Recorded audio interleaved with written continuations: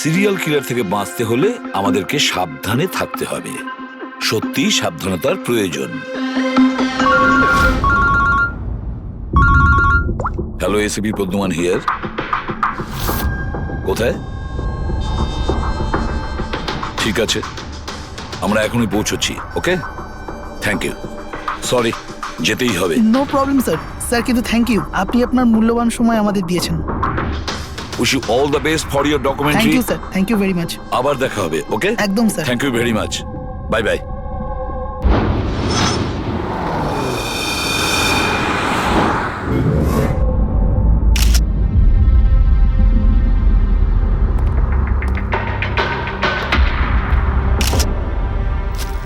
নিয়ে যাও।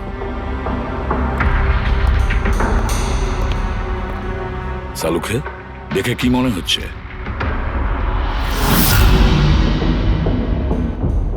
বস, মৃত্যুর কারণ এখনো কিছু বুঝতে পারছি না। ল্যাবে নিয়ে গিয়ে দেখছি। আর ডক্টর, এই চিহ্ন? হ্যাঁ দয়া, এই যে চেয়ারে বাঁধা ছিল দড়ি দিয়ে, তারই চিহ্ন এটা। বস, আমি যাচ্ছি, ল্যাবে গিয়ে চেক করছি। স্যার, দিয়া এই পেন্ডেন্টটা পড়েছিল। কোনো বিশেষ লকেট কি এটা? স্যার, এই পেন্ডেন্টে জিপিএস বেস সেফটি অ্যালার্ম আছে।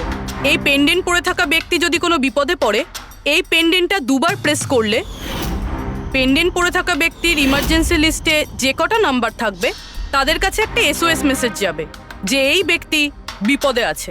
আচ্ছা, কাল রাত্রে এই পেন্ডেন্টটা দুবার টিপেছিল? হ্যাঁ স্যার, কটার সময়? প্রায় 12:30টার সময়। আর ওর এই এসওএস মেসেজ ওটা কার কাছে গেছে? স্যার, ওই দুজনের কাছে। এদিকে এসো। কি নাম তোমাদের? সমর। সমর।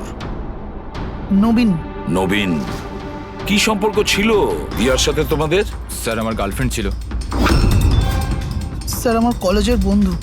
যখন দিয়া তোমাদের এসওএস মেসেজ করলো তখন তোমরা কিছু করনি কেন? হ্যাঁ স্যার, এটার জন্য আমারও আফসোস হচ্ছে যে আমি ফোনটা সাইলেন্ট কেন রেখেছিলাম। যদি আমি ফোনটা সাইলেন্ট না রাখতাম, স্যার, আজ দিয়া বেঁচে থাকতো। ফোন সাইলেন্ট ছিল। আর তোমার নবীন, তোমার ফোনটাও সাইলেন্ট মোডে ছিল? না স্যার, স্যার আমি শুয়ে পড়েছিলাম আর আমি বুঝতেই পারিনি কখন আমার ফোনের ব্যাটারি ডেড হয়ে গেছিল। আশেপাশের ঘটনা থেকে আমি ওকে এই পেন্ডেন্টটা এনে দিয়েছিলাম, কিন্তু লাভ কি হলো যখন এটা কোনো কাজেই এলো না। ওই ঘটনার ব্যাপারে বলছো? ওই যে চুল কাটা গেছে ওই মেয়েদের? হ্যাঁ স্যার। হ্যাঁ স্যার, এরকম ঘটনা অনেক ঘটেছে এই চত্বরে। এই দিয়ার মতো অনেক মেয়েরই চুল কাটা হয়েছে, কিন্তু কাউকে হত্যা করা হয়নি। আর লোকে তো এটাও বলছিল যে কোনো আত্মা টাত্মার চক্কর আছে। কি বললে তুমি? ভূত, আত্মা? আমি বলছি না স্যার, লোকেরা বলছে। স্যার, এই এলাকার সব মেয়েরা বেশ আতঙ্কিত রয়েছে।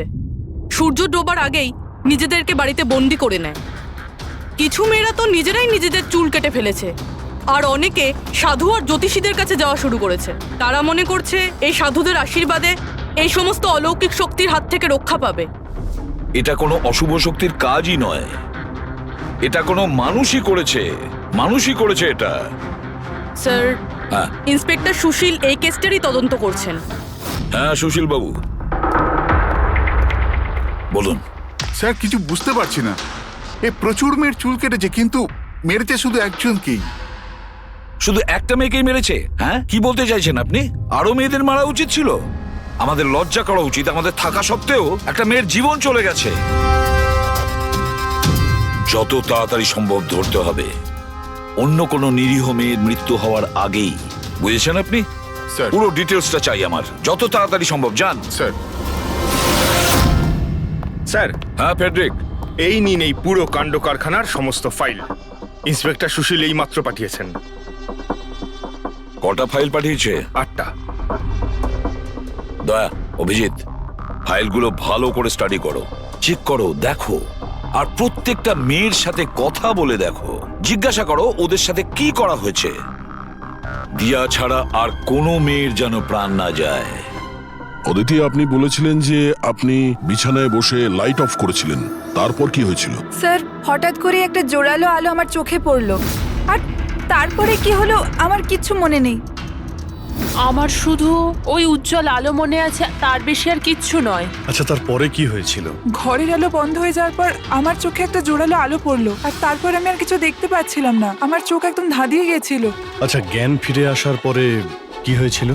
যখনই আমার চোখটা খুললো আমি দেখলাম কেউ আমার চুল কেটে নিয়েছে। আমি চেঁচালাম আর তারপর আমি পুলিশকে কল করলাম। হ্যাঁ স্যার, আমিও একটা খুব জোরালো আলো দেখেছিলাম। যেরকম টিভিতে দেখেছিলাম সব মেয়েদের সাথে হয়েছে, ওরকম আমার সাথেও হয়েছে। ওই ভূতটা আমার চুল সব কেটে দিয়েছে। ভূত নয়, অপরাধী। এই এই আপনার হাতে কি রয়েছে?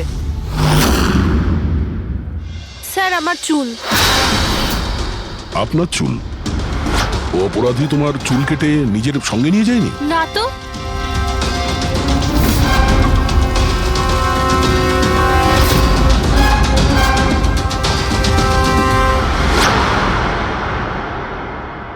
অদ্ভুত একটা ব্যাপার।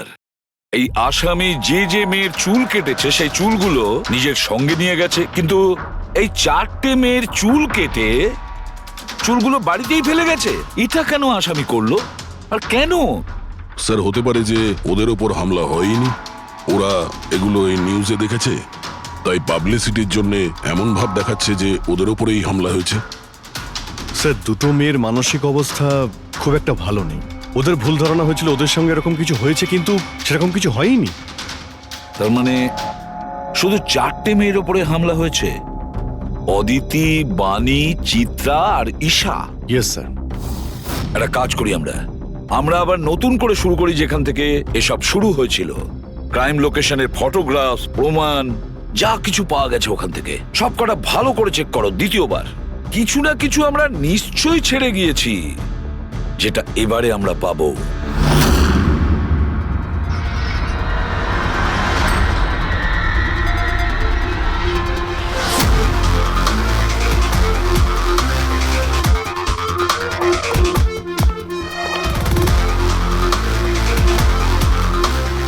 অদিতি, বাণী,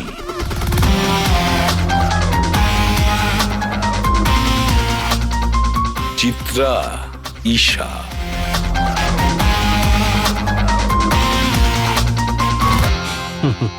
পেয়ে গেছি স্যার। হ্যাঁ স্যার, ঈশার বাড়িতে যে মোমবাতি ছিল তার মধ্যে এই ফিঙ্গারপ্রিন্টটা পেয়েছি। এটা আসামির হতে পারে স্যার। যদি এই ফিঙ্গারপ্রিন্টটা আসামির হয় তাহলে সে খুব ভুল করেছে। অভিজিৎ, আমাদের ক্রিমিনালের ডেটাবেসটা চেক করো, দেখো তো এ কোনো পুরনো পাপি কিনা।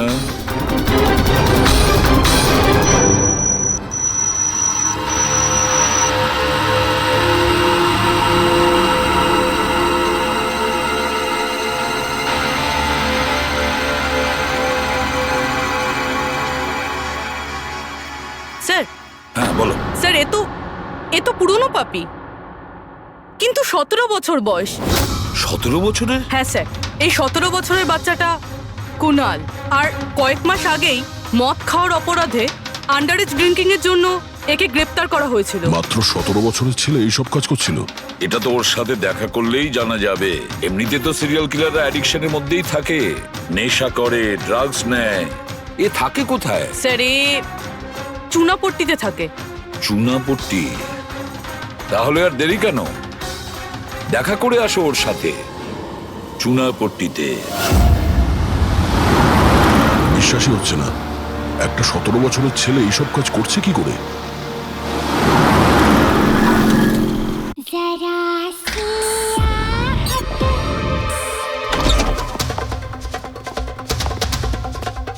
কুনাল।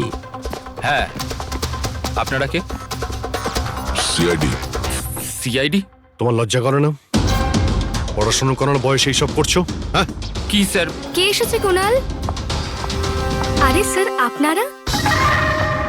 স্যার, তুমি এখানে কি করছো? স্যার, এটা আমার মাসির বাড়ি, কিন্তু আপনারা এখানে? কুনালের সঙ্গে দেখা করতে এসেছি।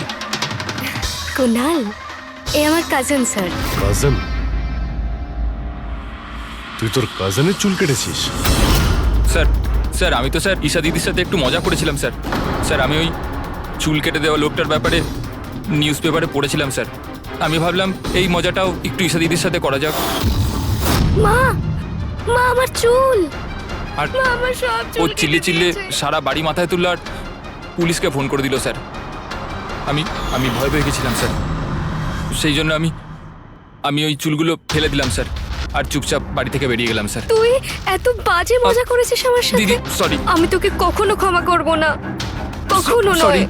সরি দিদি সরি স্যার। স্যার আমি শুধু ঈশা দিদির চুল কেটেছিলাম স্যার, বাকি কোনো মেয়ের চুল কাটিনি আমি স্যার।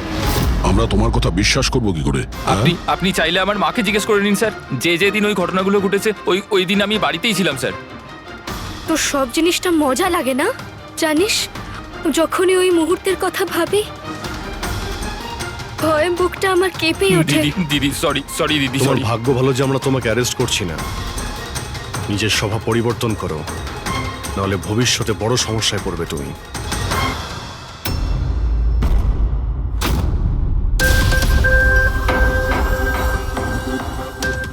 সমস্ত সিরিয়াল কিলার বা সিরিয়াল অ্যাটাকার নিজের ভিকটিমকে একটা প্যাটার্নে চুজ করে। হ্যাঁ ঠিকই বলেছো দয়া।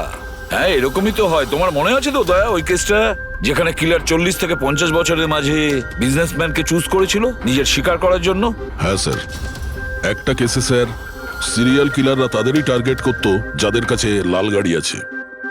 ঠিক ওই রকমই এই মেয়েগুলোর কেসেও একটা ফিক্সড প্যাটার্ন আছে। স্যার সব মেয়েদেরই বয়স প্রায় 20 থেকে 35-এর মধ্যে। আর এরা সবাই ইন্ডিপেন্ডেন্ট ছিল স্যার, চাকরি করতো আর বাড়িতে একলা থাকতো। সবচেয়ে ইম্পর্টেন্ট কথা, প্রত্যেকের চুল কিন্তু লম্বা ছিল। ছোট চুল আছে এরকম কোনো মেয়েরই চুল কাটা হয়নি। সেটাই তো মেন প্যাটার্ন, লম্বা চুলওয়ালা মেয়েদেরইও বেছে নিত। কিন্তু স্যার এর মধ্যেও কোনো বিশেষ পছন্দের ছিল না ওর। এই বানি আর দিয়া ওদের কোকড়ানো চুল ছিল, অদিতি আর চিত্রা ওদের চুল সোজা ছিল। এই যে সিরিয়াল কিলাররা হয় না স্যার, ওরা স্পেসিফিক হয় নিজের পছন্দের বিষয়ে। হ্যাঁ একটা ব্যাপার কমন, এই সব মেয়েদের পাশেও ক্যান্ডেল রেখে গেছে। হ্যাঁ এই নটটা দয়া, একটা ব্যাপার নোটিস করেছো তুমি? কি হয়েছে স্যার? এই নটস গুলো দেখো, অদিতি আর চিত্রাকে যেভাবে বেঁধেছিল চেয়ারের উপর, নটস গুলো দেখো। এখানে এক রকমের নটস, আর দিয়া আর বাণীকে যেভাবে বেঁধেছিল এই নটস গুলো একেবারে আলাদা। দয়া, যে নটস দিয়ে দিয়া আর বাণীকে বাঁধা হয়েছিল এই নট গুলোকে বোলাইন নট বলে। বোলাইন নট যেরকম টাইয়ের হয় না, আর এই নট গুলোকে বলে ট্রিপল ব্যারেল নট। কেউ কাউকে যদি বাঁধে স্যার, তাহলে তো একই রকম গিট ব্যবহার করবে, কিন্তু ও দু ধরনের গিট ইউজ করেছে। এটা মনে হচ্ছে যে আমাদের ভুল বোঝানোর চেষ্টা করছে, কিংবা এর মানসিক পরিস্থিতি ঠিক নয়, স্কিউজোফেনিক আছে ওর। হ্যাঁ কিন্তু দয়া, সবার আগে আমাদের এটা জানতে হবে ও শিকারগুলো বাছে কি করে আর কখন বেছে নিত, আর ও শিকার বেছে নিত কোন জায়গায়। হয়তো সব মেয়েরা একই অফিসে চাকরি করত, একই জিমে যেত বা একই বিউটি পার্লারে যেত। কোনো না কোনো একটা সূত্র নিশ্চয়ই আছে, আর যেটা এদের সবাইকে এক করে দিয়েছে। কিন্তু কি? স্যার এই দিয়ার বন্ধু সমর আর নবীন, ওদের বক্তব্য যে রাতে দিয়া খুন হয় ওই রাতে ওরা নাকি ডান্ডিয়া খেলতে গেছিল প্রেমাল গ্রাউন্ডে। প্রেমাল গ্রাউন্ড? হ্যাঁ স্যার, চিত্রা ওখানেই গেছিল ডান্ডিয়া খেলতে, যেই রাতে ওর চুল কাটা হয়েছিল। অদিতি আর বাণী খোঁজ নাও তো পঙ্কজ।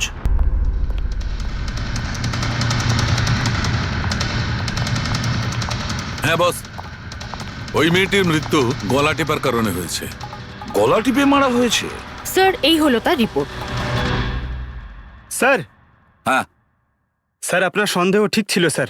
অদিতি আর বাণী সেই রাতেই ডান্ডিয়া খেলতে গেছিল যে রাতে ঘটনাটা ঘটেছিল। তার মানে হলো দয়া, আসামি প্রেমেল গ্রাউন্ডে যেত ডান্ডিয়া প্রোগ্রামে, আর কোনো লম্বা চুলওয়ালা মেয়েকে ও বেছে নিত নিজের শিকারের জন্য।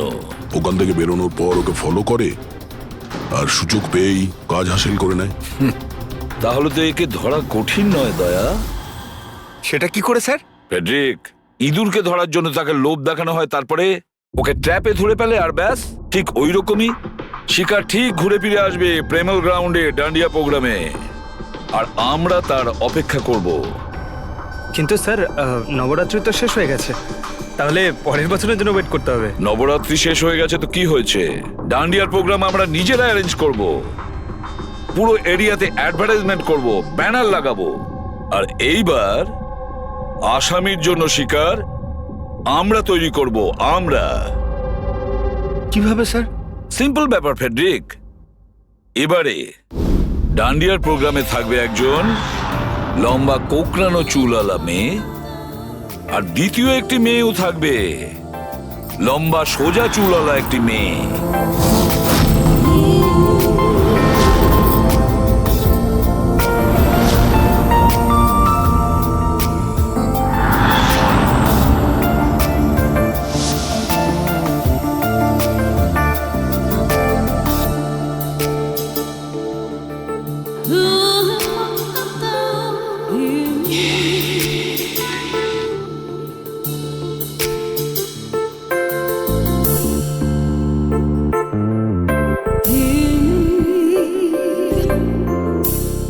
এখন এই নকল চুলের এক্সটেনশন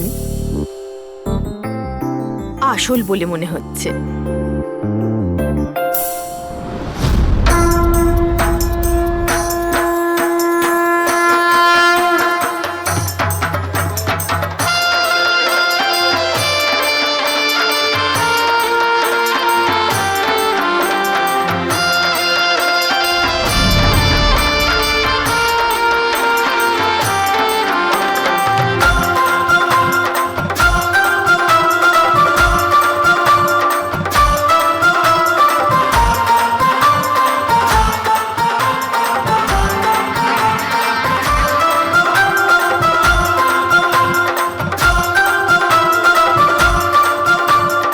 অভিজিৎ, সবকিছু ঠিক আছে? হ্যাঁ Daya. Okay, fine.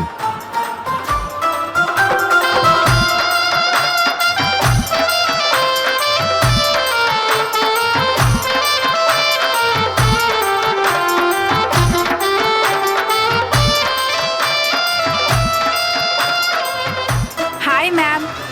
High. Wow, আপনি তো খুব সুন্দরী। আপনার মেকআপ খুব সুন্দর হয়েছে, স্পেশালি আপনার কার্লি হেয়ার খুব সুন্দর লাগছে। Thank you. You welcome.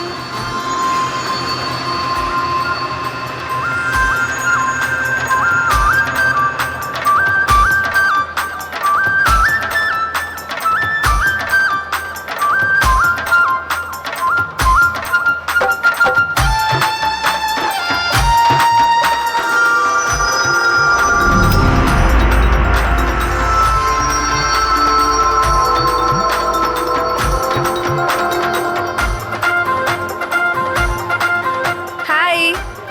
High. আপনার ড্রেসটা খুব সুন্দর। Thank you. তোমার ড্রেসটাও খুব সুন্দর। Oh, thank you. তবে আপনার চুলটা খুব সুন্দর।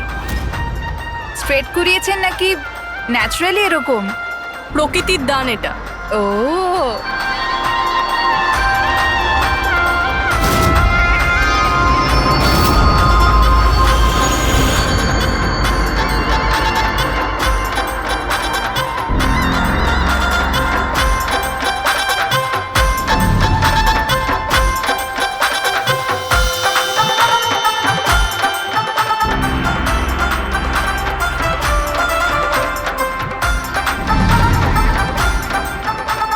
শোনো, আমার পাশে একটা ছেলে ডান্স করছে, একটু গন্ডগোলের মনে হচ্ছে।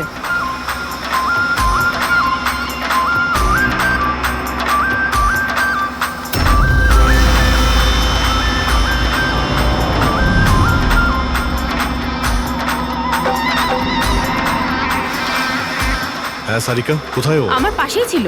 এখানে ছিল, তাহলে গেল কোথায়?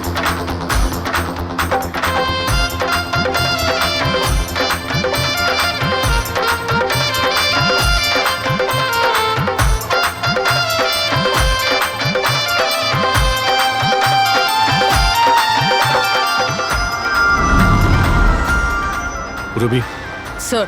তুমি যাও, আমি তোমার পিছনেই আছি, don't worry. Okay sir.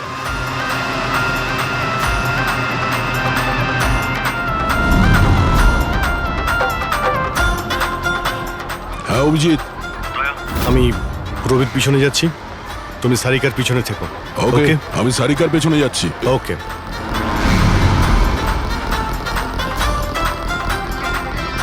Sarika, হ্যাঁ ঘাবড়িও না, আমি তোমার পেছনে যাচ্ছি, তুমি নিশ্চিন্তে যাও। ওকে।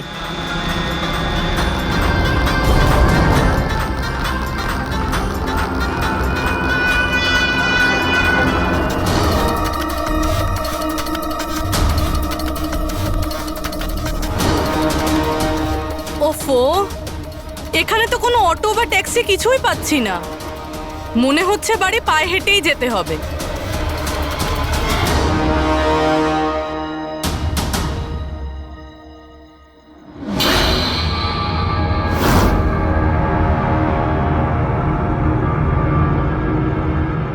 স্যার, কেউ পিছু নিয়েছে নাকি? না, এখনো পর্যন্ত কাউকে দেখতে পেলাম না।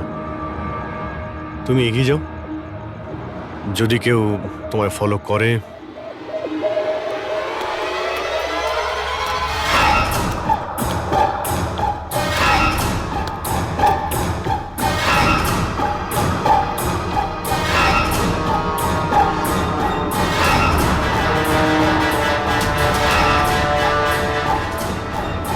দয়া, আমার মনে হয় কেউ আমাকে ফলো করছে। কাউকে দেখতে পাচ্ছ? না সারিকা, অল ক্লিয়ার। ওকে।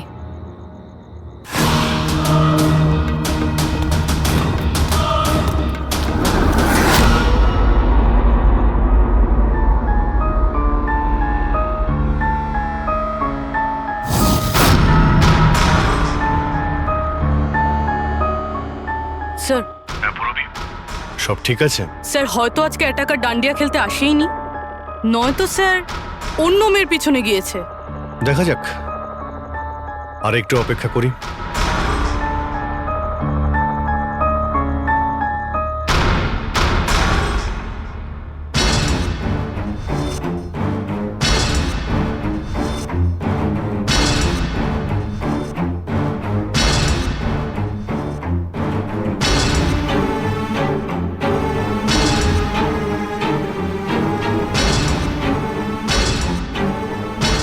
সারিকা, সব ঠিক আছে? সারিকা, কি হলো? মনে হচ্ছে সারিকার উপর অ্যাটাক হয়েছে। সারিকার উপরে অ্যাটাক হয়েছে পুরোবি, আমি ওখানে যাচ্ছি। স্যার, আমিও আসছি। আয়!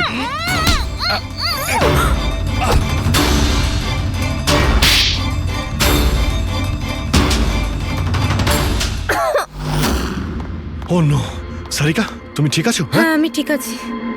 হট!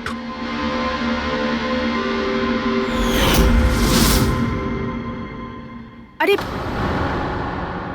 এ তো ওই ছেলেটা যে ওখানে ছিল।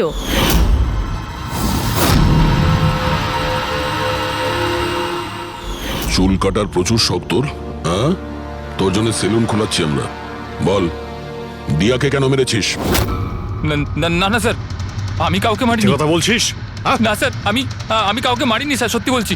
মেয়েদের চুল কাটিস? হ্যাঁ, দেখি কি এসব। সাইনোফোলিমাস? সাইনোফোলেমাস? এটাতে তো মানুষ বড় জোর সেন্সলেস হতে পারে, মরে যেতে পারে না। স্যার আমি বলেছিলাম তো স্যার, আমি কাউকে মারিনি। আমি শুধু মেয়েদের অজ্ঞান করবার জন্য এটা ব্যবহার করতাম, যাতে করে ওদের চুলগুলো ভালোভাবে কাটতে পারি। দিয়াকে মেরেছিস কিভাবে? হ্যাঁ স্যার আমি মারিনি স্যার, বিশ্বাস করুন আমি মারিনি। আচ্ছা সারিকা, আচ্ছা এটা কি পসিবল যে এই কেমিক্যালস দিয়ে দিয়ার খুন হতে পারে? যদি ওর এতে অ্যালার্জি থেকে থাকে তাহলে সেক্ষেত্রে ওর মৃত্যু হতে পারে, আদারওয়াইজ। তাহলে দেখো একবার টেস্ট করে কি জানতে পারা যায়। হ্যাঁ, টেস্ট করে দেখছি। আর তুই চল, তোর বিরুদ্ধে চুল কাটা হবে, চল। আচ্ছা, পুরবি কোথায়? ওর তো এখানে আসার কথা ছিল। পুরবি তো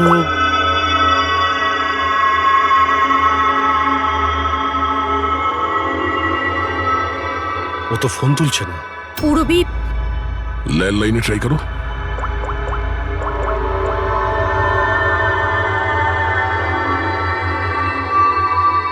রিং হয়ে যাচ্ছে। পুরবি,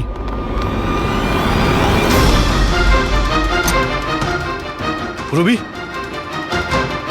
আচ্ছা অপরাধী তো আমাদের সঙ্গে ছিল, তাহলে এগুলো করলো কে? তার মানে দুজন রয়েছে, আর দুজনে একই রকমের অপরাধ করছে। রবি, রবি ঠিক আছো? কি হয়েছিল? স্যার ঠিক ওই রকমই হয়েছে। প্রথমে বাড়ির লাইট চলে গেল, আর তারপর আমার চোখে একটা তীব্র আলো পড়লো, আর আমি অজ্ঞান হয়ে গেলাম। কি? কিন্তু স্যার এই সব কিছু কিন্তু একটা মেয়ে করছিল। মহিলা? ওখানে ছেলে আর এখানে মেয়ে, ব্যাপারটা কি? কোনো ব্যাপার না, চুল তো কেটে নিয়েছে, এবার এই কাটা চুল দিয়েই ওকে আমরা খুঁজে পাব।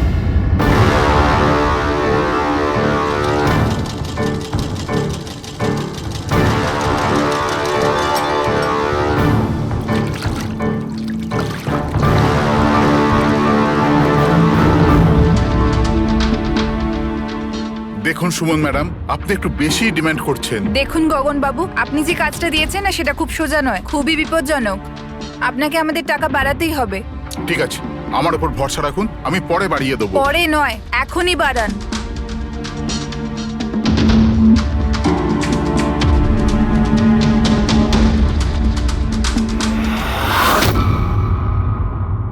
এটা কি গগন স্যার?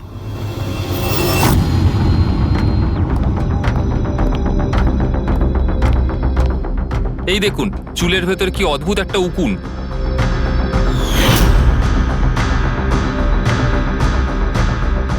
আগে কখনো এরকম উকুন দেখিনি। আর দেখবেও না, কারণ এই উকুনগুলো সিআইডির হয়ে কাজ করে, আর এর নাম হলো মাইক্রোস্কোপিক ট্র্যাকিং ডিভাইস। আর এই জন্যই আমি তোমাকে আমার চুল কাটতে দিয়েছি, যাতে এটার সাহায্যে এখানে পৌঁছতে পারি আর জানতে পারি আসলে ব্যাপারটা কি।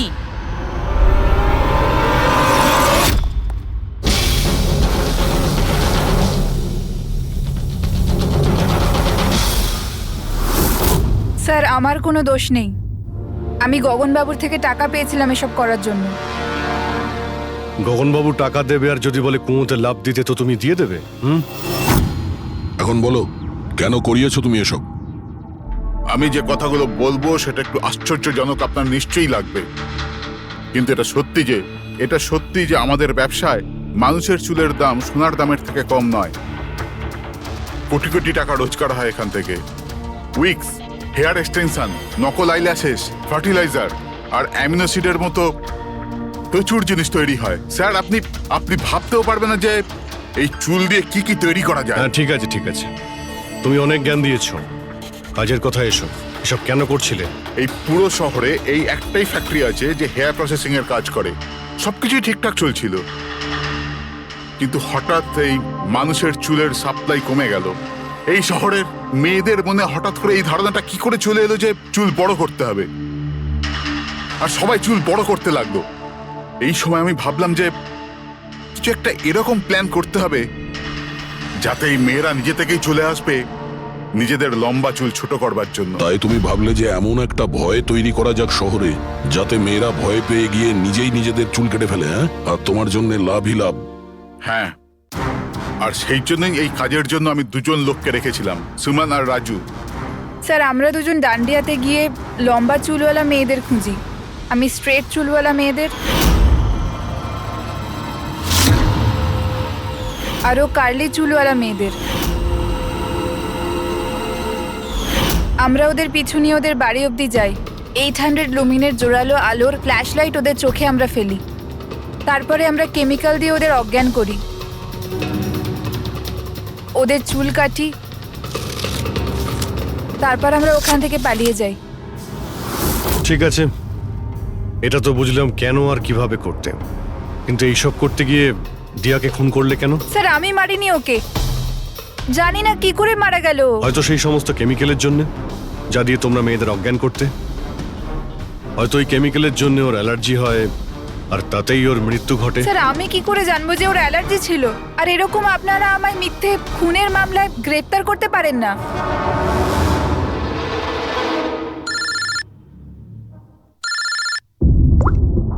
হ্যাঁ ডক্টর সালুকে।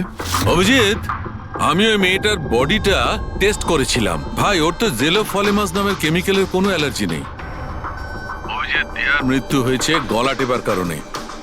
আরো একটা কথা, আমি ওর ফুসফুসের মধ্যে একটা ফাইবারের টুকরো পেয়েছি, কোনো কাপড়ের ফাইবার। তার মানে এটা পরিষ্কার যে কেউ কোনো কাপড় দিয়ে অথবা কোনো বালিশ দিয়ে ওর মুখটা চেপে ধরেছিল, সেই কারণে ওর নিঃশ্বাস বন্ধ হয়ে গেছে আর মারা গেছে। তার মানে দিয়ার চুল কাটার পরে আর আমাদের পৌঁছানোর আগে অন্য কেউ নিশ্চয়ই ছিল দিয়াদের বাড়িতে, যে দিয়ার মুখটা বালিশ দিয়ে চেপে ধরেছিল আর দিয়া মারা যায়। মানে খুনির এই চুল কাটার সঙ্গে কোনো সম্পর্কই নেই? হ্যাঁ পঙ্কজ, এই খুনি অন্য কেউ, অন্য কেউ। খুনি ওদের দুজনের মধ্যেই কেউ একজন, ওদের দুজনের মধ্যে যাদের দিয়া SOS মেসেজ পাঠিয়েছিল। সমর, তোমার মোবাইল ফোনটা সাইলেন্ট মুডে ছিল, এই জন্য দিয়ার পাঠানো SOS মেসেজ তুমি দেখতে পাওনি। হ্যাঁ স্যার। আর নবীন, তোমার ফোনের ব্যাটারি চলে গেছিল, তাই তো? Right sir. মিথ্যে। স্যার, আমরা মিথ্যে কথা কেন বলবো স্যার? তাহলে কি মোবাইল কোম্পানি মিথ্যে কথা বলছে? হ্যাঁ, এটা ওদেরই রিপোর্ট। এই রেকর্ড অনুযায়ী পরিষ্কার বোঝা যাচ্ছে যে তোমরা দুজন তোমাদের বাড়িতে ছিলে না। স্যার, আমি আমার বাড়িতেই ছিলাম স্যার। আবার মিথ্যে, মিথ্যে বলছো তুমি। তুমি রাধিকার বাড়িতে ছিলে, রাধিকার বাড়িতে। রাধিকা?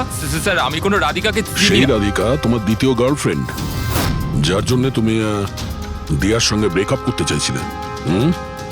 ওহো, আমরা কি করে জানতে পারলাম? সেটা আসলে এই ডায়েরির জন্য, দিয়ার পার্সোনাল ডায়েরি। চিনতে পারলে? এর মধ্যে ওর সব কথা লেখা রয়েছে।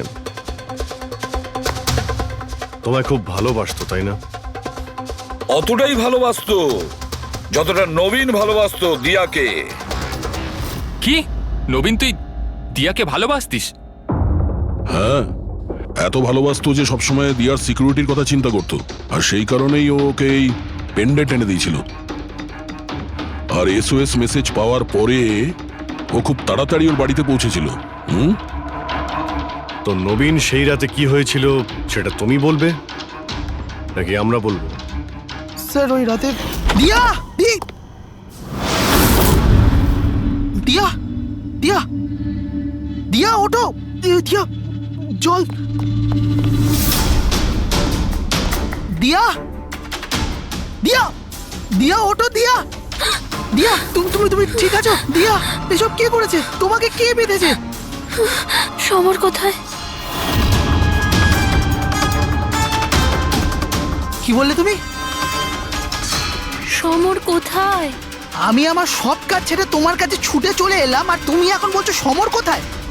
SOS মেসেজ তো ও পেয়েছে, তাহলে ও সাহায্য করতে কেন এলো না যখন তোমার ওকে সব থেকে বেশি প্রয়োজন? দিয়া শোনো, যদি এই দুনিয়ার সব থেকে বেশি কেউ তোমায় ভালোবাসে, তবে শুধু সেটা আমি, আর কেউ নয়, সমরও নয়। নবীন, আমি তোমার ভাবনাকে সম্মান করি, কিন্তু আমি তোমাকে ভালোবাসি না। প্লিজ এইসব ছাড়ো, আর প্রথমে আমাকে খোলো আর পুলিশকে ডাকো। মনে হচ্ছে কেউ আমার চুল কেটে দিয়েছে। কেটে যাওয়া চুল তো আর ফেরত পাবে না, কিন্তু ভেঙে যাওয়া হৃদয় দ্বিতীয়বার আর জুটতে পারে না। নবীন, নবীন কোথায় যাচ্ছ? নবীন, কি করছো নবীন? নবীন, নবীন!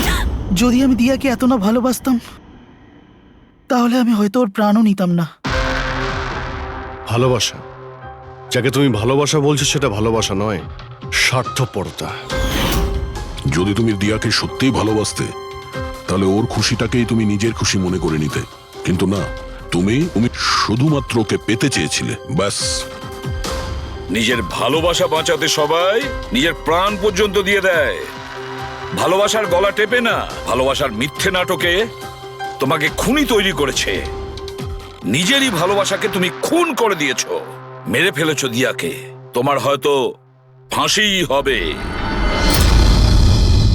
কাপড় দিয়ে এর মুখটা চেপে ধরেছিল, এর শ্বাসরোধ করার চেষ্টা করেছিল, যার কারণে ওর মৃত্যু হয়েছে। আর ওই ব্রাউন কালারের কাপড় খুনির কাছে নিশ্চয়ই থাকবে। এখন কথা হচ্ছে ডক্টর সালুকে, এটা যদি খুনি ওর সঙ্গে এইসব করে থাকে যেটা আপনি বলছেন, ক্লাবের ভেতরে কিংবা ক্লাবের বাইরে, তাহলে মেয়েটা নিজেকে নিজে বাঁচানোর চেষ্টা করবে। চেঁচিয়েছিল, চিৎকার করেছিল, কিন্তু তাহলে কেউ শুনলো না কেন? কেউ কিছু এই জন্য শুনতে পায়নি কারণ খুনি যখন ওকে খুন করছিল তখন ও অজ্ঞান ছিল। অজ্ঞান? হ্যাঁ, অজ্ঞান। কারণ এর পেটের মধ্যে আমি কফি পেয়েছি, আর ওই কফিতে অজ্ঞান হওয়ার ওষুধ দেওয়া ছিল। অদ্ভুত ব্যাপার ডক্টর সালুখে। তার মানে এই মেয়েটা একসাথে কফিও খেয়েছিল আবার মদও খেয়েছিল। সাধারণত ডিস্কো থেকে কফি পাওয়া যায় না, তার মানে হলো এর খুন ক্লাব থেকে বাইরে বেরিয়েই হয়েছে। একদম ঠিক দেওয়া, এইরকমই ঘটেছে। কারণ ওর মৃত্যুর সময় হচ্ছে রাত্রি 2টো থেকে 4টের মধ্যে। তার মানে ডক্টর সালুকে এটা একদম পাক্কা যে ওর মৃত্যু পার্টি থেকে বাইরে বেরিয়েই হয়েছে, কারণ ওই ডিস্কোটা বান্দ্রাতে, আর ওর লাশটা পাওয়া গেছে প্রায় 30 থেকে 40 কিলোমিটার দূরে। কারেক্ট স্যার, স্যার ক্লাব থেকে এই মেয়েটার ডিটেল জানতে পেরেছি। তাহলে কি জানা গেল? স্যার ওর নাম হলো তারা। আর কিছু? স্যার কাল রাতে ওখানে একটা প্রাইভেট পার্টি চলছিল, ও ওখান থেকে 11:30টার সময় বেরিয়েছে। রাত্রি 11:30টার সময়?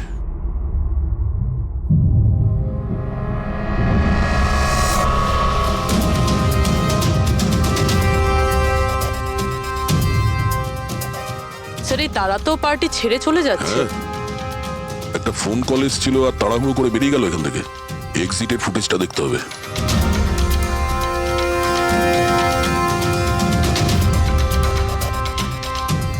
তারা ক্লাব থেকে বাইরে বেরোলো আর ওর পেছনে পেছনে 2-3 জন লোকও ক্লাব থেকে বাইরে বেরিয়ে গেল। স্যার হয়তো খুনি এদের মধ্যে থেকেই কেউ। স্যার, হ্যাঁ, কাল রাতে যারা পার্টিতে এসেছিল তারা ওয়েট করছে। চলো দেখি।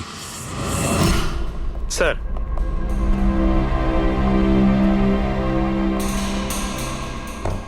তাহলে আপনি এই ক্লাবের ম্যানেজার? হ্যাঁ স্যার। কাল রাত্রে এখানে যে প্রাইভেট পার্টিটা ছিল ওটা কে দিয়েছিল? Sir mister John. হ্যাঁ স্যার, পার্টি তো আমিই রেখেছিলাম, কিন্তু আমি এখনো মানতে পারছি না যে তারা আমাদের মধ্যে আর নেই। আপনি তারাকে কিভাবে চেনেন? তারা আমার কলেজের বন্ধু। 2 বছর ধরে ও আমেরিকাতেই থাকতো, আর 2 দিনের মধ্যে আমেরিকা ফেরত যাওয়ার কথাও ছিল। ও, তাহলে ওকে আমেরিকা থেকে এখানে একা এসেছিল না আর কেউ ছিল ওর সঙ্গে? না স্যার, ওর বিয়ে ছিল ওখানে, তো ওর হবু শাশুড়ির সাথেও এখানে এসেছিল। তো ওই দুজন আপনাদের মধ্যে কারোর সাথে ছিল? না ম্যাম, ওরা কান্দিওয়ালির একটা হোটেলে উঠেছিল। স্যার অ্যাকচুয়ালি তারা না, ও পার্টিতে আরো কিছুক্ষণ থাকতে চেয়েছিল, কিন্তু ওর একটা ফোন এলো আর ও চলে গেল। আপনি কে? স্যার আমি সোনিকা, তারার ফ্রেন্ড। ও, কাল রাত্রে তারা যখন ক্লাব থেকে বাইরে গেছিল সঙ্গে কে গেছিল?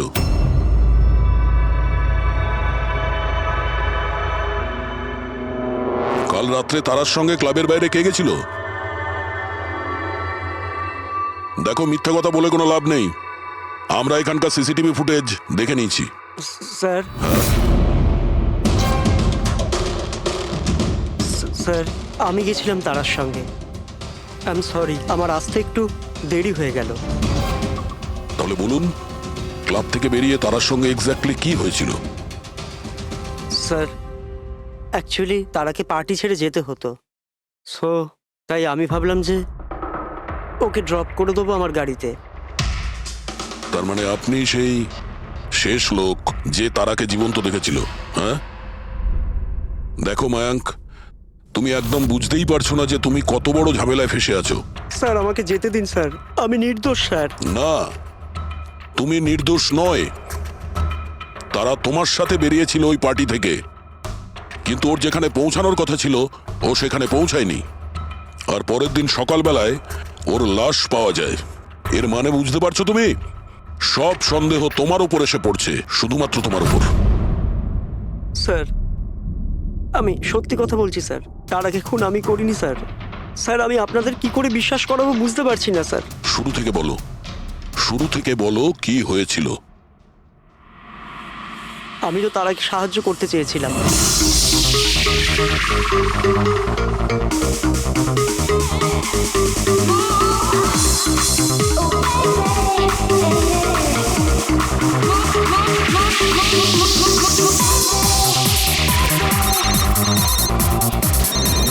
কুন্দন, এই লোকটা আমায় কোনোদিন ভালোভাবে বাঁচতে দেবে কি দেবে না? বলেছিলাম না আমাকে কোনোদিন ফোন করবে না। আমি এটা বলবার জন্য তোমাকে ফোন করেছি যে তুমি আবার যে বিয়ে করবার স্বপ্ন দেখছো না, ওটা শুধু স্বপ্নই হয়ে থেকে যাবে। আমি যাচ্ছি তোমার হোটেলে তোমার শাশুড়ির সাথে কথা বলতে, ওনাকে গিয়ে সবকিছু বলে দেবো। খবরদার যদি তুমি এরকম করেছো। কুন্দন, হ্যালো, আমাকে যেতে হবে। তারা কি হয়েছে? মায়াঙ্ক আমি যাচ্ছি, আমাকে আর্জেন্টলি হোটেলে যেতে হবে। দাঁড়া, আমি তোমাকে আমার গাড়িতে হোটেলে ড্রপ করে দিচ্ছি। ঠিক আছে।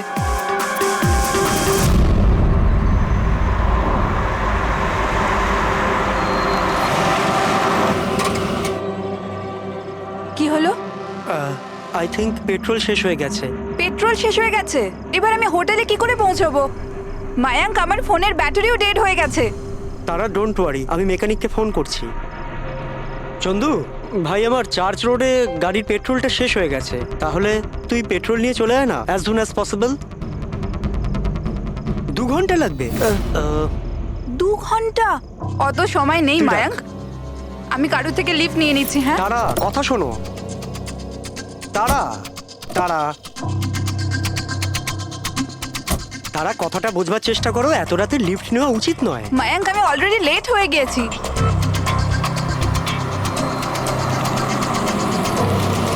বলো মা। আপনি আমায় কান্দিওয়ালি অবধি পৌঁছে দেবেন? খুব আর্জেন্ট আছে, আমাদের গাড়ি খারাপ হয়ে গেছে। হ্যাঁ নিশ্চয়ই, এসো পেছনে বসে পড়ো। মায়াঙ্ক, আমি তোকে হোটেলে পৌঁছে ফোন করছি। Thank you. আচ্ছা ঠিক আছে, কিছুক্ষণের জন্য মেনে নিচ্ছি তুমি যা বলছো সব সত্যি বলছো। তাহলে এটা বলো, যে গাড়িতে তারা লিফট নিল ওই গাড়ির নম্বর কত ছিল? স্যার, আমি গাড়ির নাম্বার তো লোড করতে পারিনি। অদ্ভুত ব্যাপার।